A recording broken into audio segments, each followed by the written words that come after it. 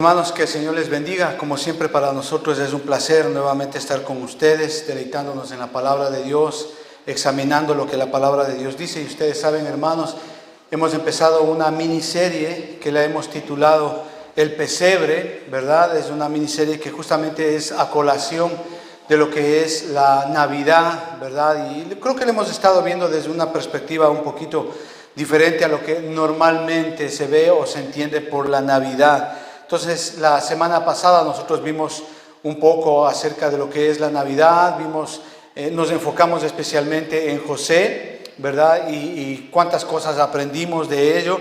Sin embargo, hoy, hermanos, y continuando con esta serie, yo quisiera pedirles, amados hermanos, de que abramos la Biblia ahí en el Evangelio de Lucas, capítulo 1, y vamos a leer del versículo 39. Sí, vamos a leer desde el versículo 39 al 56, que es un texto el cual vamos a ver ahora. El texto que vamos a ver hoy, amados hermanos, es uno de los pocos salmos que hay en el Nuevo Testamento. Es uno de los pocos cánticos que hay en el Nuevo Testamento, ¿no? Así es que vamos a leer. Versículo 39. La historia va así, ¿no? María va a la casa de Elizabeth a visitarla, ¿no? Dice, entonces María dijo, versículo 39, en aquellos días levantándose María, fue deprisa a la montaña, a una ciudad de Judá, y entró en casa de Zacarías y saludó a Elizabeth. Zacarías y Elizabeth, para que los que no conocen, son los padres de Juan el Bautista, ¿sí? Familia de María, familia de Jesucristo, ¿ya? ¿Ok? Y entró en casa de Zacarías y saludó a Elizabeth, y aconteció que cuando oyó Elizabeth la salutación de María, la criatura saltó en su vientre y Elizabeth fue llena del Espíritu Santo. O sea, ya en ese tiempo Elizabeth ya estaba embarazada, ¿ok? Recuerdan que Elizabeth era una mujer estéril, y le llamaban la estéril. Incluso si usted lee los versículos anteriores, usted va a darse cuenta de ello. Sin embargo, ya el Señor habló con Zacarías, un ángel, fue y le dijo que su mujer Elizabeth iba a tener un hijo, que justamente iba a ser Juan el Bautista, el que anunciara los caminos de Jesucristo. Esto es lindo, ¿no? Sin embargo, estamos ahí en el versículo 42. Y exclamó ella, dice a gran voz, y dijo, bienaventurada entre las mujeres y bendito el fruto de tu vientre, ¿por qué se me concede a mí que la madre de mi Señor venga a mí? Porque tan pronto como llegó la voz de tu salutación a mis oídos, la criatura saltó de alegría en mi vientre. Bienaventurada la que creyó, porque se cumplirá lo que fue dicho de parte del Señor. Eso es lo que está diciendo Elizabeth. Pero desde aquí, desde el versículo 46 en adelante, responde María.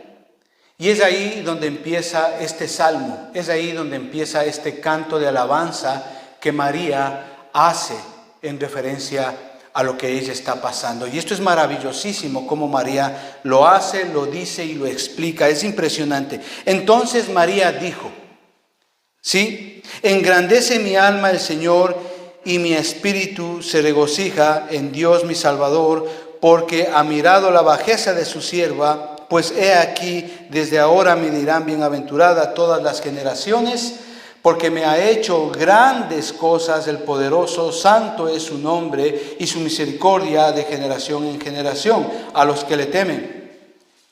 Hizo proezas con su brazo, esparció a los soberbios en el pensamiento de sus corazones, quitó de los tronos a los poderosos y exaltó a los humildes. A los hambrientos calmó de bienes y a los ricos los envió vacíos. Socorrió a Israel, su siervo, acordándose de la misericordia de la cual habló a nuestro Padre para con Abraham y su descendencia para siempre. Que el Señor bendiga esta palabra, amados hermanos. Vamos a ver y vamos a exponer este famosísimo canto que hace María, este salmo que ella hace para justamente glorificar a Dios. Sin embargo, hermano, a manera de introducción, hemos estado hablando acerca del pesebre la semana pasada también, Hemos entendido y hemos comprendido que el pesebre obviamente es el recipiente o el cajón en el cual se ponía la comida para los animales, para el ganado, y es ahí precisamente donde María pone a Jesucristo cuando recién nace. Sin embargo, podemos decir que la representación que hoy vemos del pesebre dista mucho de lo que realmente fue en sus inicios, ¿verdad? Y hoy obviamente incluso la idea del pesebre se lo ha tomado como un elemento incluso para tener más dinero. Y usted ve los pesebres se hacen en las casas, se hacen en los almacenes, en las calles, están como ahí como un elemento alegórico de ese almacén para que la clientela entre, ¿no? Y obviamente, no sé si usted se ha dado cuenta con respecto al pesebre, este pesebre, aparte de ser utilizado de esa manera, por así decirlo, muy material, ¿verdad? Incluso con interés económico, ¿no? Qué sé yo, a veces incluso se ponen personajes de la vida pública, ya se meten ahí en el pesebre, ¿verdad? Se ponen a gente ahí, deportistas, cantantes. Hay competencia de cuál es el mejor pesebre, o sea, muchas de esas cosas, o sea, dista mucho de lo que realmente era en el Antiguo Testamento. Y estas representaciones, obviamente, si usted se ha dado cuenta, se las pone en diciembre, ¿verdad? O antes de diciembre, y se las quita después de diciembre. Y eso queda ahí solamente como un recuerdo, queda como una representación de algo que fue, una ilustración de algo que fue, y ya está, y nada más. Y obviamente cuando está expuesto, ¿verdad? En ese lapso de tiempo, en ese mes de diciembre, si usted, por ejemplo, pasa por la calle y usted está viendo el pesebre, usted se detiene y comienza a meditar en lo que hay en ese pesebre, ¿verdad? Y cuando usted lo hace, obviamente, usted puede meditar en lo que produce cuando usted mira ese pesebre, ¿no? Y muchas veces, obviamente, pensando en Jesucristo, pensando en la esperanza, reflexionamos acerca de Jesucristo mismo, reflexionamos acerca de nuestra vida, reflexionamos acerca de lo que está pasando. Sin embargo, cuando el pesebre es quitado, sencillamente todo ese tipo de reflexiones que hicimos cuando estuvimos viendo un pesebre, sencillamente se van. Se quitan.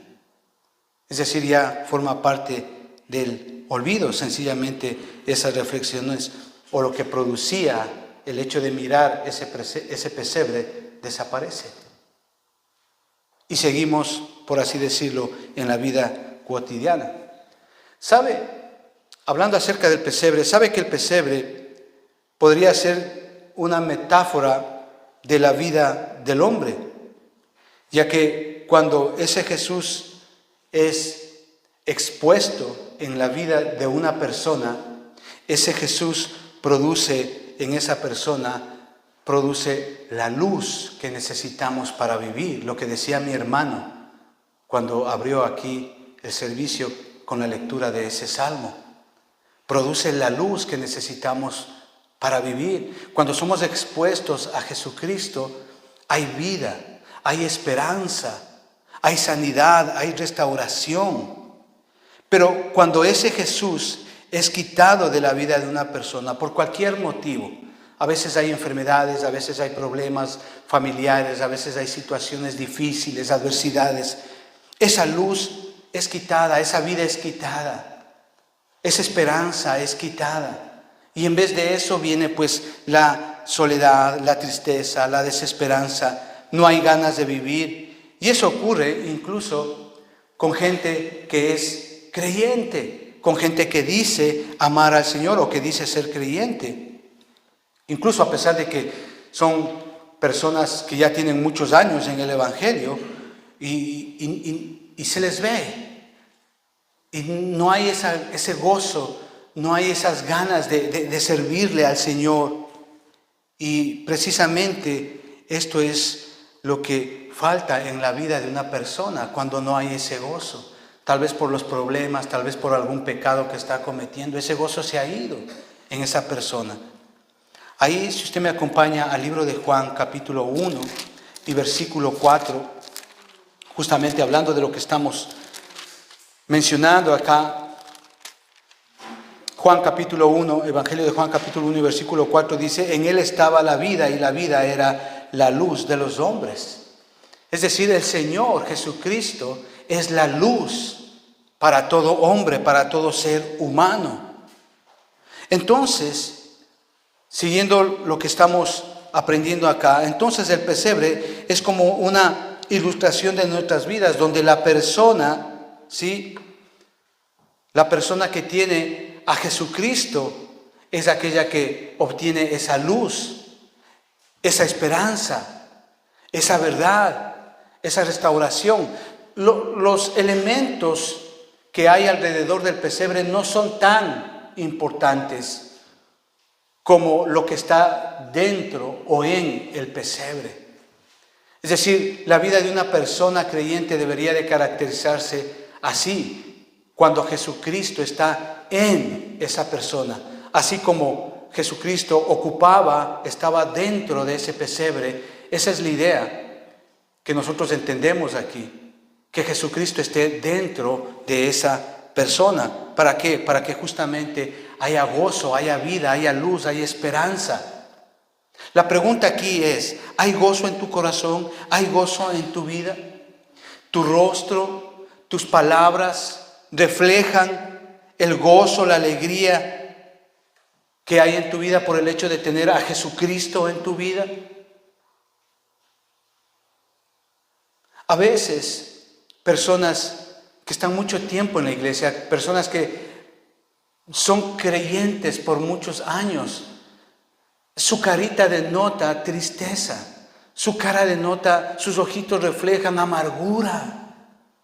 Sus palabras, a pesar de que son muchos años en el Señor, son todas palabras negativas, palabras de decepción, de impotencia.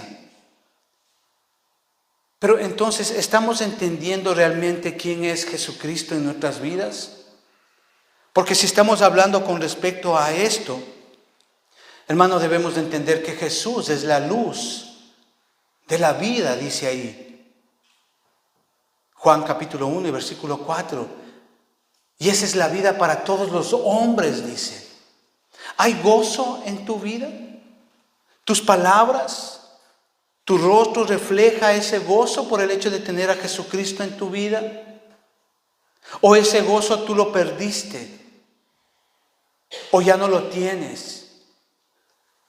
Porque tu rostro, tu mirada, tus palabras, tu vida refleja que ese gozo ya no hay en tu vida, en tu corazón. Y eso sucede con muchos creyentes. Sus vidas no reflejan ese gozo. Si estamos hablando, imagínense, de creyentes, ahora peor, de gente que no conoce o que dice conocer a Dios. Gente totalmente amargada por las situaciones que pasan. Gente con deseos de venganza, de rencor, de odio, de falta de perdón. Es impresionante. ¿Sabe que en Filipenses, si usted me acompaña a Filipenses capítulo 4, Filipenses capítulo 4 y versículo 4 dice que en todo estéis gozosos, en todo dice. Regocijaos en el Señor, siempre. Y otra vez dice, os digo, regocijaos. Pero es en el Señor, dice la palabra de Dios ahí. Si usted lee la Biblia, no hay ningún texto en la Biblia que dice, quejaos en el Señor. Dice, regocijaos en todo en el Señor. Otra vez os digo, regocijaos. No hay ningún pasaje en la Biblia que diga, quejaos en el Señor. El Señor nos manda a regocijarnos en Él. Por eso el salmo que leyó mi hermano es impresionante, el Salmo 43, ¿verdad? Versículos 3 al 5 que leyó mi hermano.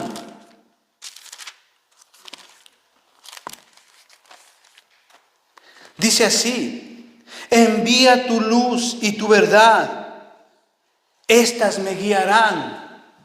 El Señor es nuestra luz, el Señor es nuestra guía. Me conducirán a tu santo monte y a tus moradas. Y ve, la luz de Jesucristo este es un salmo que habla de Jesucristo. Y este es un salmo que nos está hablando que no solamente el Señor es la luz y nuestra verdad, sino que Él también nos guía al santo monte, es decir, a la presencia de Dios. Entraré al altar de Dios, dice ahí, al Dios de mi alegría y de mi gozo, y te alabaré con arpa, oh Dios mío. Dice ahí versículo 5, ¿por qué te abates, oh alma mía? ¿Y por qué te turbas dentro de mí? Espera en Dios, porque aún he de alabarle, salvación mía y Dios mío. Impresionante lo que el salmista está diciendo acá, es que él se regocija en el Señor. Él alaba al Señor, él es inmensamente feliz en el Señor. Él ama, él adora a Dios. El salmista está diciendo, el Señor es mi supremo gozo. Eso está diciendo ahí.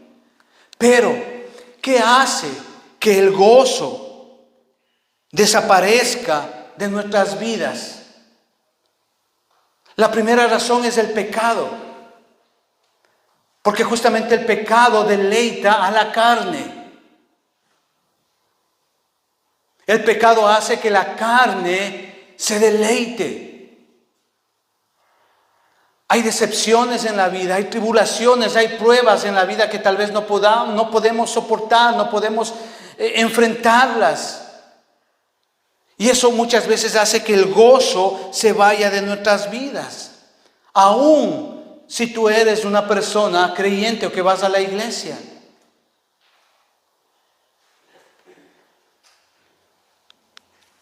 Y yo he conocido mucha gente que dice ser creyente, que está en la iglesia por muchos años, pero no se ve ese gozo y andan y solamente se quejan de este país, que hace mucho frío, que no sé qué, que no sé cuánto, que aquí, que mejor es allá en mi país, y que el trabajo y que toca hacer esto y pasan quejándose y no reflejan ese gozo que debe de tener aquella persona que se supone tiene a Cristo en su corazón.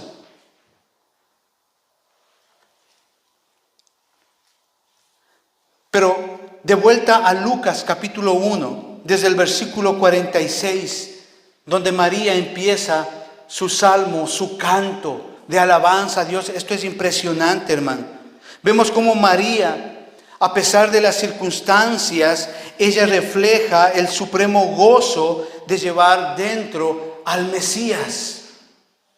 ¿Por qué digo esto de que a pesar de sus circunstancias? Porque recuerde, versículos anteriores, ella tiene una conversación con el ángel de Jehová, el ángel Gabriel. Y el ángel le dice a María, mira, tú vas a tener un hijo, vas a concebir un hijo, y el hijo que va a tener va a ser, el hijo que vas a tener va a ser Jesucristo, va a ser el Salvador. Entonces, recuerde la semana pasada que nosotros hablamos de José, y José era una persona justa, conocía la palabra de Dios, y María también. Pero a pesar de que ella recibe esa noticia, usted no le ve a María argumentando con el ángel y diciendo, oh Dios mío, y ahora voy a ser madre soltera, ¿qué va a ser de mí? Usted no le escucha decir eso a María. María no argumenta con el ángel diciéndole, oye, y yo estoy seguro, es que José, como él sabe la palabra de Dios, él sabe lo que dice Deuteronomio capítulo 22, versículos 20, 21, 22 y 23 y 24. Ahora él me va a denunciar y yo voy a ser expuesta en las puertas de la ciudad y voy a ser lapidada y muerta con piedra. Ella no está amargándose por lo que está pasando. Ella no está diciendo, uy, Dios mío, y ahora, y si se entera mi familia que estoy embarazada y que el padre no es José. Ella no está amargándose por la situación que ella está pasando, por las circunstancias que ella está viendo ya. ¿Sabe que María le responde al ángel y le dice, hágase conforme a tu palabra? Esa es la respuesta de María.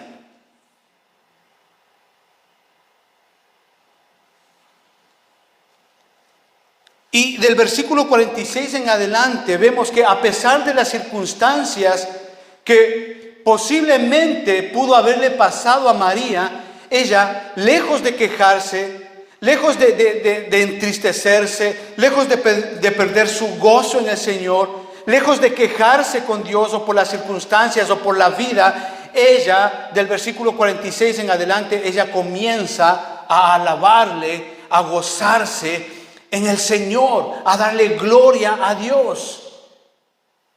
Y lo hace de una manera impresionante, porque este es un canto. Ella empieza a cantarle literalmente a Dios. Una de las cosas que son impresionantes acá en este canto de María es que vemos el gran conocimiento que María tiene de la palabra de Dios. Impresionante. Porque vemos a María que cita directa o indirectamente más de 12 versículos bíblicos del Antiguo Testamento. Y ella empieza por los Salmos, va por Job, Génesis, Isaías, Éxodo, Primera de Samuel, Malaquías. Todos esos textos ella los nombra en su canto. Y vemos algo mucho más importante todavía, porque vemos que María, sin lugar a dudas, los había memorizado en su corazón. Por eso es que ella habla de lo que sabe. Ahora, no solamente esto es importante, sino que también vemos aquí, con respecto a María, que sus padres se preocuparon verdaderamente en educar a su hija en la palabra de Dios. Porque María conocía la palabra de Dios. Entonces, hermano, esto es importante. ¿Por qué? Porque para cada padre judío, ¿sí?, era muy importante, era un asunto muy serio el educar a sus hijos en la palabra de Dios. Como dice ahí en Deuteronomio capítulo 6, ¿sí?, versículos 5 y 6, y amarás a Jehová tu Dios de todo tu corazón, de toda tu alma y con todas tus fuerzas. Y estas palabras que yo te mando hoy estarán sobre tu corazón y las repetirás a tus hijos y hablarás de ellas estando en tu casa y andando por el camino y al acostarte y cuando te levantes. Es decir, los padres de María hicieron un buen trabajo con María, porque María conocía la palabra de Dios. Usted entiende, los padres de María fueron muy responsables en ello. O sea, ellos no dijeron, bueno, ¿sabes qué? Primero jugamos un poquito de PlayStation y después hacemos el devocional en casa. No. Ellos no hacían tal cosa. Ellos no dijeron, bueno, primero voy a ver el fútbol, ¿verdad? Chelsea versus Manchester United, y después hacemos la oración o el estudio bíblico. Ellos no hacían eso. Vemos acá una responsabilidad impresionante de María, de los padres de María. O sea, María aquí es un claro ejemplo de cuán serio es criar a nuestros hijos en la palabra de Dios. María es un ejemplo de cómo debe de ser un buen creyente. Ella alaba, ella adora a Dios y nos enseña a cómo hacerlo. Nos enseña acerca de la conducta que debe de haber de un creyente a pesar de las circunstancias con referencia a Dios. Este canto nos enseña el objeto y la razón de adoración, quien es Dios. No la quejadera, no las circunstancias, no los complaints. No, es Dios el objeto de nuestra adoración y la razón de nuestra adoración.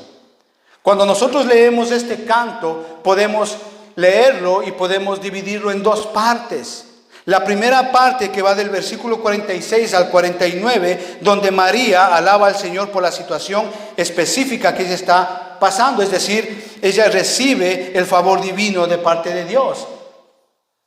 El ángel le dice, mira, tú vas a estar embarazada de Dios y vas a dar a luz a Jesucristo.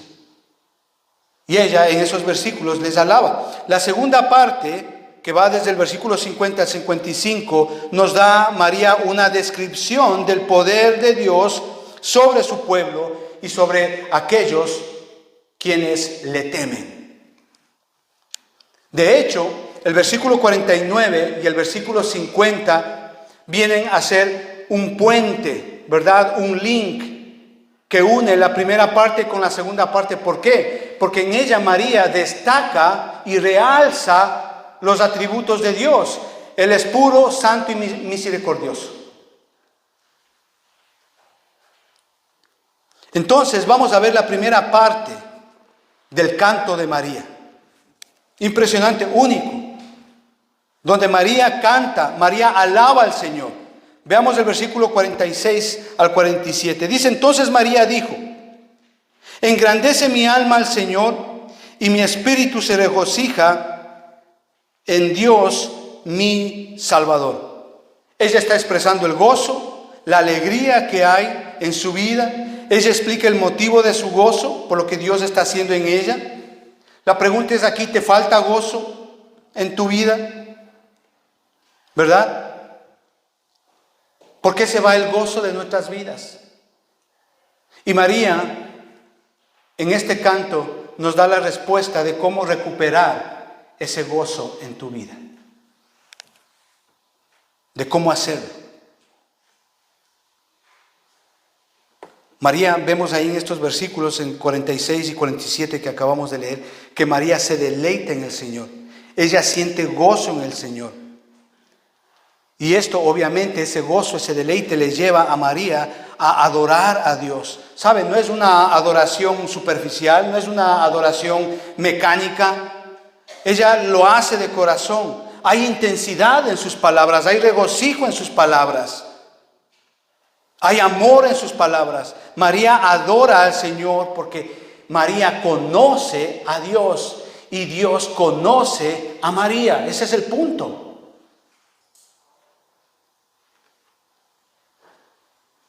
¿Hay gozo en tu vida?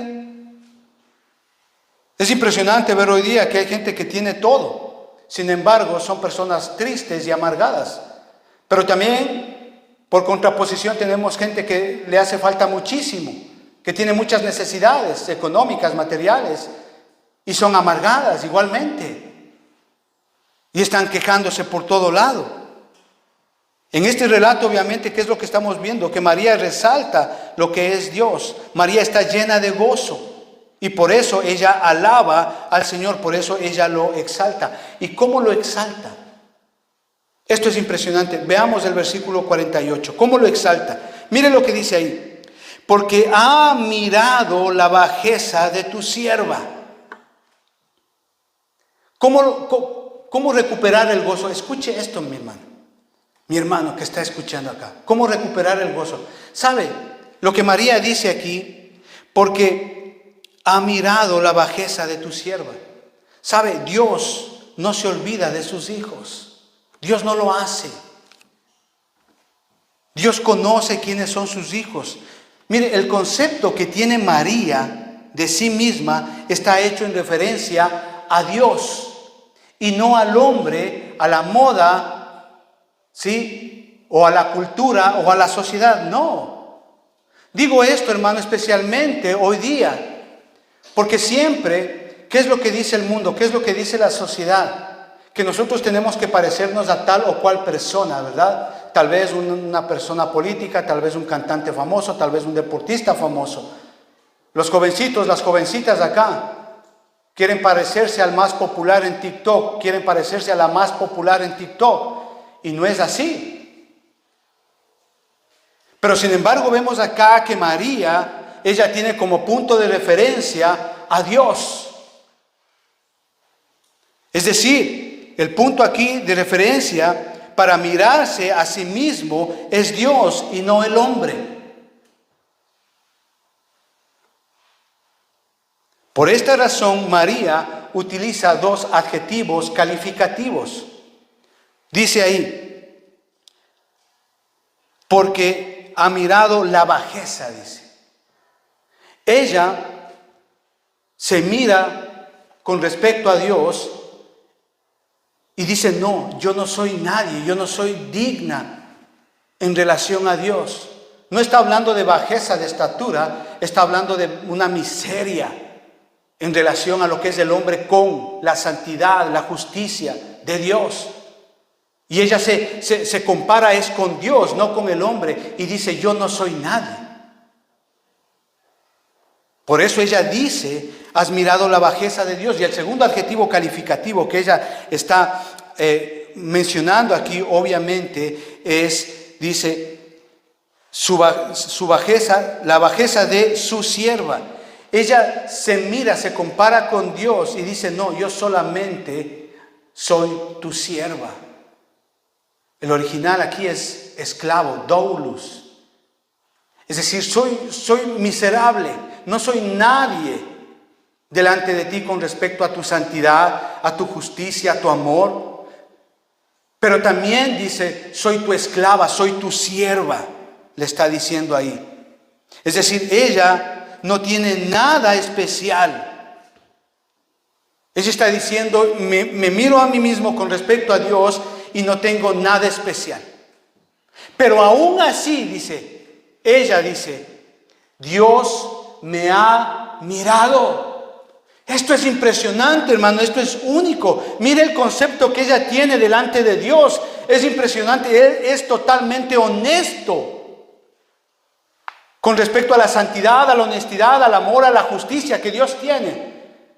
Y ella no se ve absolutamente que no es nada ni nadie. Lo único que puede ser es servirle a Dios, ser su esclava. Pero aún así, dice María, Dios me ha mirado. Dios me ha mirado. Dios me miró. Yo no sé de aquí, o los que nos están viendo, cuánta gente en alguna ocasión, dadas las circunstancias, ha conocido a alguien famoso, ¿verdad? Qué sé yo, algún deportista y algún cantante famoso en la vida, no sé. Pero cuando eso sucede, o muchas veces, por ejemplo, hay gente que me ha conversado y me ha dicho, oh, le vi a la reina, le vi de cerca a la reina, y como que se sorprenden y como que hay como medio un motivo de orgullo, ¿no? Porque tú no la has visto, ¿verdad? O yo tengo la foto con tal personaje y me tomé una foto y este otro, ¿verdad? Y conocí a esta gente que es importantísima. Y nos sentimos como que medios así, ¿no? Por haberle visto a aquella persona. Hablando de eso, yo tuve la oportunidad de conocer a dos personajes. El uno es Boris Johnson. Usted le conoce, que es primer ministro. Es más pequeño que mí, gordito, medio chubby. Le di la mano y le invité a pasar, justamente teníamos una reunión con la gente latina aquí, todas esas cosas. Vino en bicicleta y le conocí a él, pero yo creo que, bueno, muy pocos tendrían esa oportunidad. También, en alguna ocasión, en un aeropuerto, no le voy a decir dónde para que no tenga envidia, ¿verdad? Estábamos con mi familia y justamente delante de nosotros estaba con dos guardaespaldas el señor Rafael Correa, el que fue presidente de Ecuador. Y ese tipo sí que es más alto que mí, de verdad, y porque le miraba así para arriba.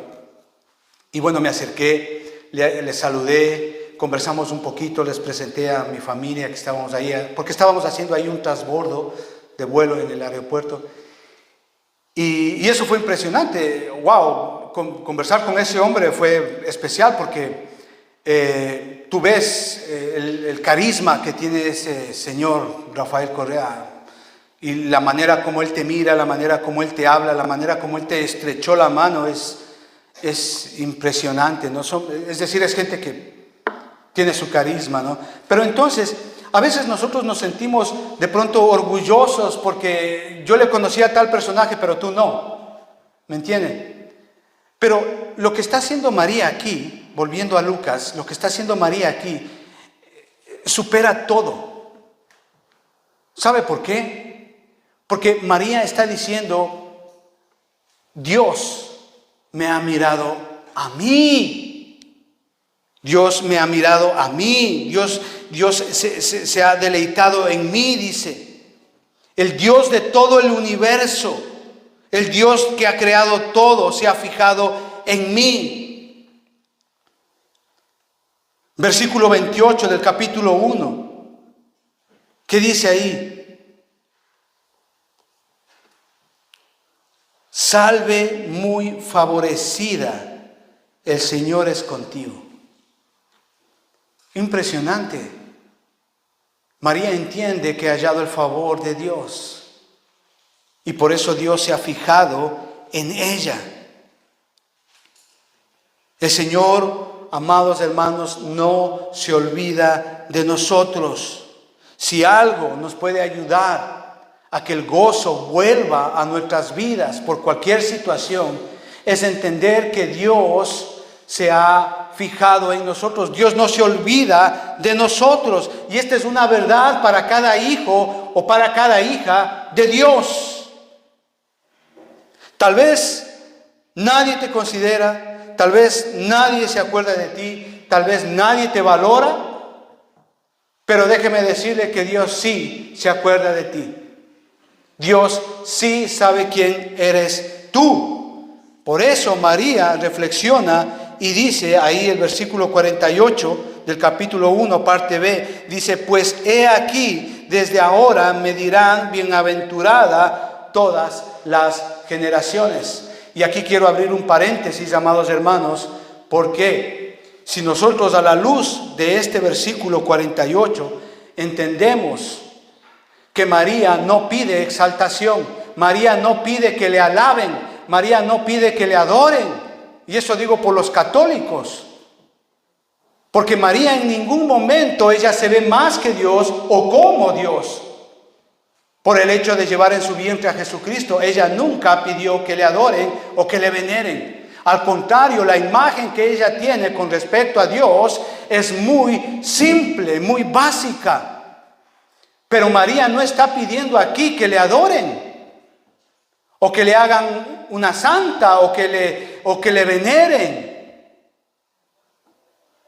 María es clara aquí. María está alabando y glorificando a Dios.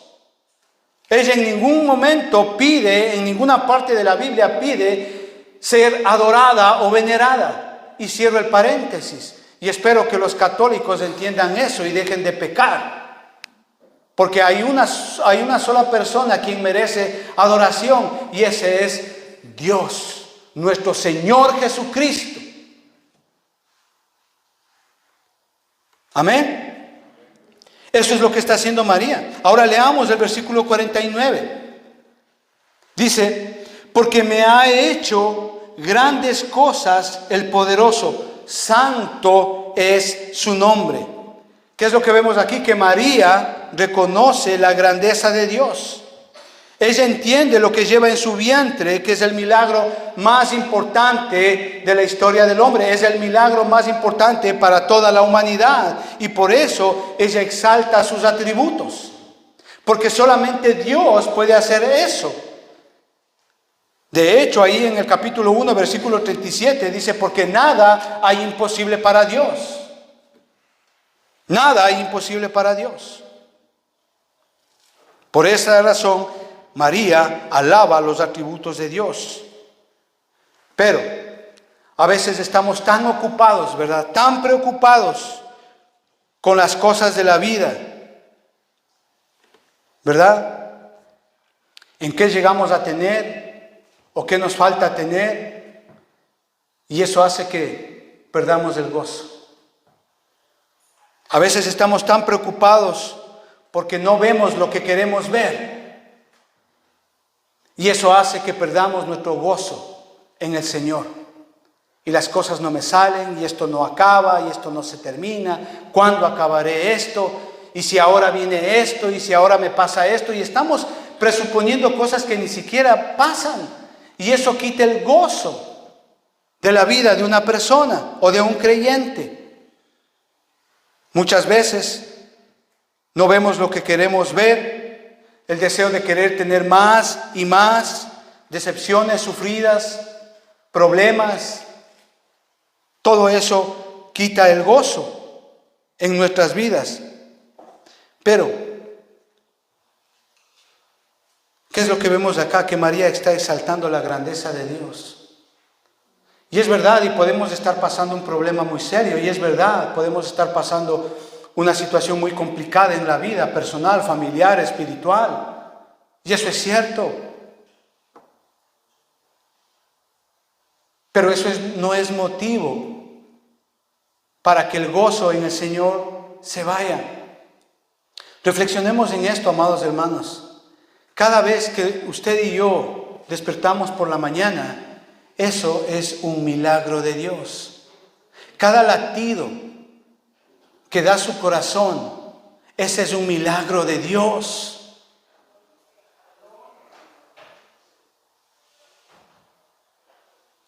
El trabajo que usted tiene, el empleo que usted tiene, el techo donde usted vive, ese es un milagro de Dios. La salud que usted tiene es un milagro de Dios. Y entonces, ¿por qué nos estamos quejando? ¿Por qué nuestras palabras reflejan esa tristeza, esa falta de gozo en las vidas? Y dicen, no, es que en este país es muy frío y ya no aguanto, y que mejor en mi país era y que no sé qué. Y no se dan cuenta que sus hijos están estudiando, no se dan cuenta que porque gracias a este país frío y lo que usted quiera, usted ha llegado a tener lo que nunca de pronto en su país pudo haber llegado a tener. Y sus hijos tienen una profesión o están estudiando. Es interesante, hermano, a veces cómo no valoramos el poder de Dios y lo tenemos por poco. Pero María no hace eso. Si hay algo en lo cual nosotros podemos volver a tener el gozo, justamente es en meditar en la grandeza de Dios. Ayer estaba hablando con un hermano que recién dio a luz su esposa. Y yo le decía, ese es un milagro de Dios. Ese es el poder de Dios de dar vida.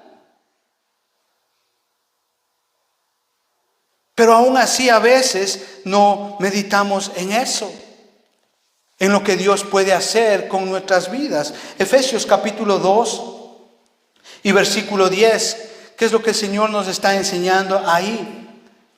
Dice, porque somos hechura suya, creados en Cristo Jesús para buenas obras, las cuales Dios preparó de antemano para que anduviésemos en ellas. ¿Sabe? Dios nos ha creado, es para que andemos, y nos ha preparado para que andemos en buenas obras, haciendo cosas buenas, no quejándonos, no siendo amargados por la vida.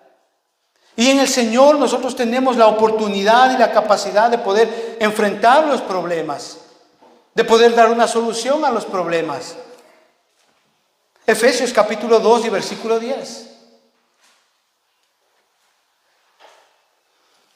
Entonces, para recuperar el gozo en nuestras vidas, recordemos cómo María le agradece a Dios por lo que ella está haciendo, y Dios muestra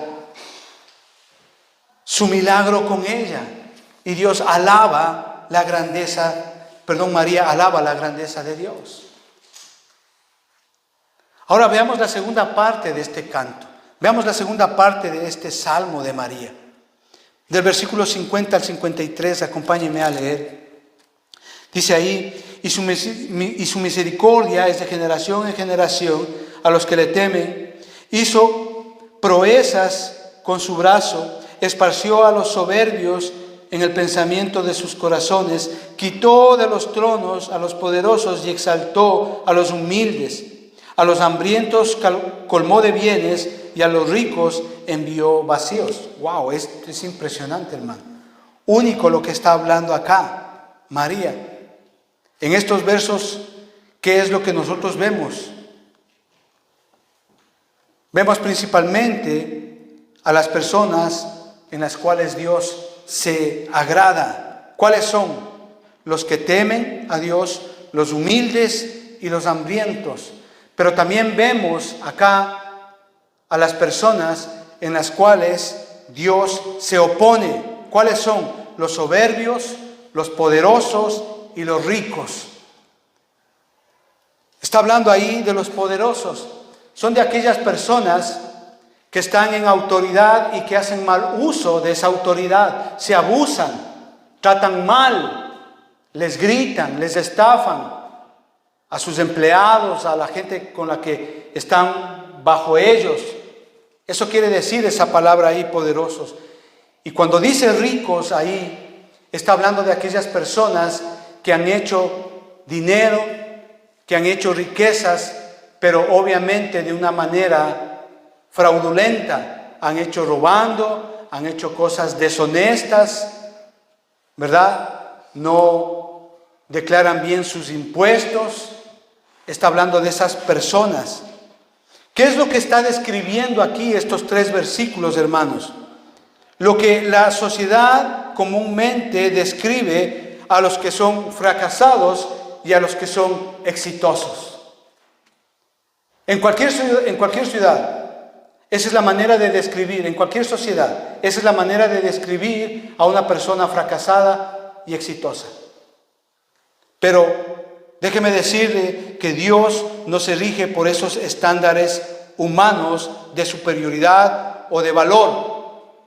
Lamentablemente tengo que decirlo, eso es lo que el hombre busca encontrar. Primeramente su valor en sí mismo o por medio de sus logros.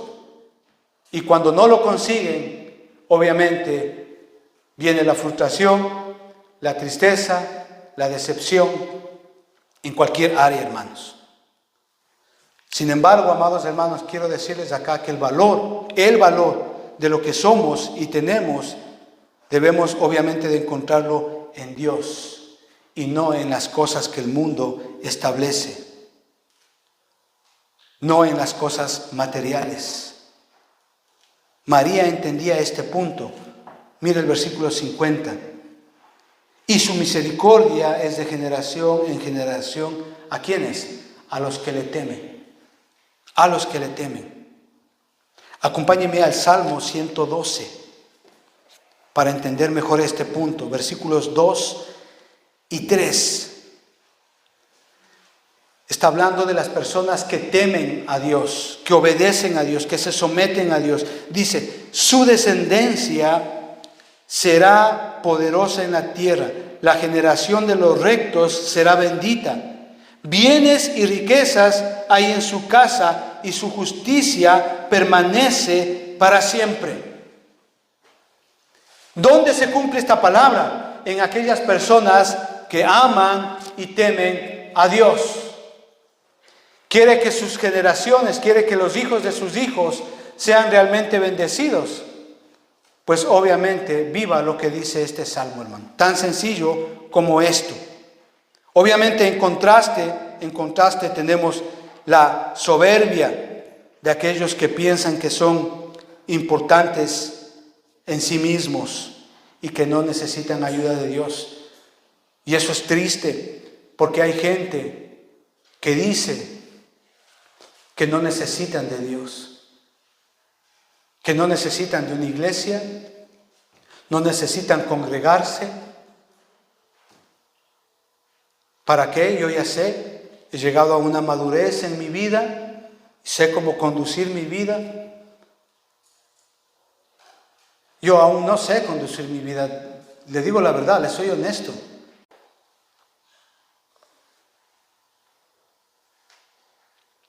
Ahí en Efesios capítulo 1, versículo 23, capítulo 1 y versículo 23 de Efesios, está hablando ahí de que Él es la plenitud, que todo lo llena en todo.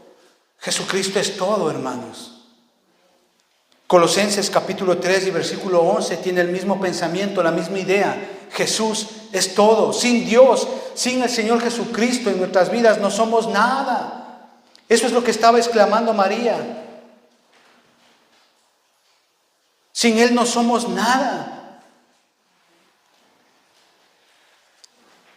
Cristo es todo. Y luego los versículos 54 y 55 dice así: socorrió a Israel su siervo, acordándose de la misericordia de la cual habló a nuestros padres para con Abraham y su descendencia para siempre. María reconoce la fidelidad de Dios para con su pueblo. Dios siempre cumple sus promesas. Dios siempre lo hace. Él no es hombre para mentir. Podemos confiar en Él y podemos descansar en Él. Dios envió a su Hijo para que Él naciese y pueda cumplir el ministerio para el cual fue Él llamado, dar su vida en rescate de lo que se había perdido, dice la palabra de Dios.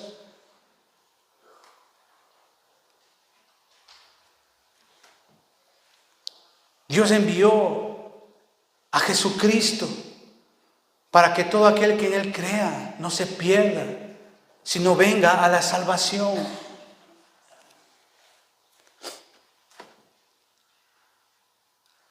¿Sabe? La historia del pesebre no termina ahí, no se acaba en diciembre, cuando guardamos o cuando se deja de display, de mostrar el pesebre. No termina ahí. La historia del pesebre termina en la cruz. Esa es la verdad.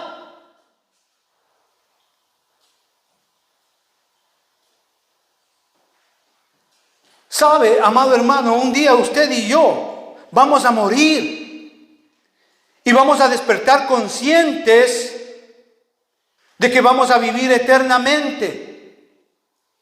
Una eternidad con Dios o una eternidad sin Dios en el infierno. Y la palabra de Dios dice que el Señor Jesucristo va a venir a este mundo por segunda vez. Y cuando Él venga, no va a haber pesebre, no va a haber vaquitas, no va a haber ovejitas, no va a haber estrella de Belén, no va a haber pastores, no va a haber magos. No va a haber caminos polvorientos en Judea, en Samaria. No va a haber milagros. No va a haber evangelio, no va a haber sermón del monte, no va a haber nada de eso. Cuando el Señor Jesucristo venga por segunda vez, Él va a venir como juicio. A hacer juicio y a establecer un juicio eterno por todos aquellos que han rechazado su verdad.